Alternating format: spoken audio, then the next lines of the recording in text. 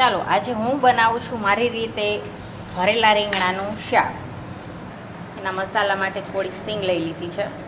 આ છે પંજાબી તડકા.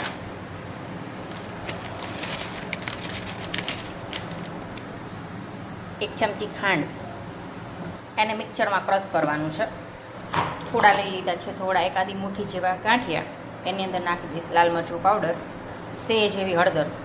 આને પણ મિક્સરમાં ક્રશ કરવાનું છે. એકાદ લીલું મરચું, કાચી કેરીના 2-3 ટુકડા છે.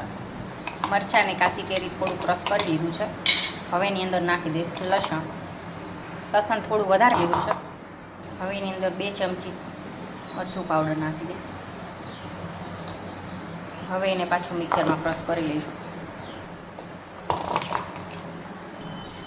હવે આ બધા મસાલા મિક્સ કરી નાખશું. 1 ચમચી મીઠું નાખી દઈશું. 2 ચમચી ધાણા જીરું પાવડર,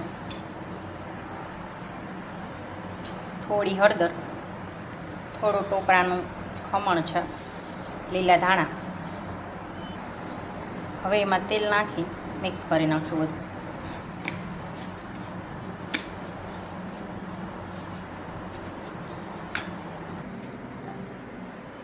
હવે બધા રીંગણા ભરી લઈશું.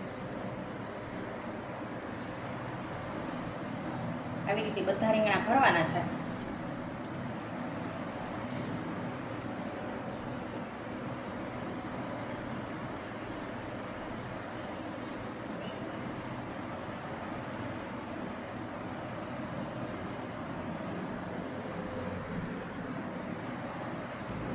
વઘાર માટે તેલ મૂકી દીધું છે.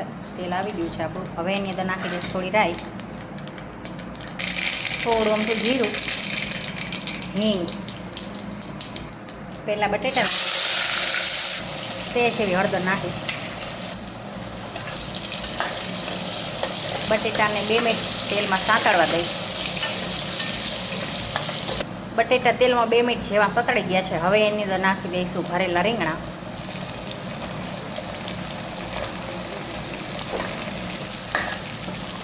થોડા હળવા હાથે એને હલાવી લઈશું. થોડું પાણી નાખી દઈશું. અત્યારે તો આપણે એક જ વિસલ થવા દેવાની છે. એક વિસલ થઈ ગઈ છે. હવે એની અંદર જે વધારાનો મસાલો હતો અને એક ટમેટું સુધાર્યું છે એ 2 ઉપર નાખી દઈશું. બહુ હલાવતી નથી, જેથી કરી નીચે મસાલો બધો ચોંટી ન જાય. હવે કુકરનું ઢાંકણ બંધ કરીને એક વિસલ થવા દઈશું.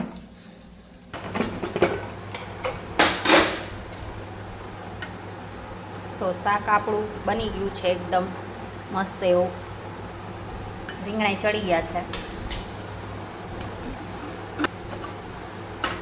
તો થઈ ગયું છે આપણું ભરેલા રીંગણાનું શાક કમ્પ્લીટ.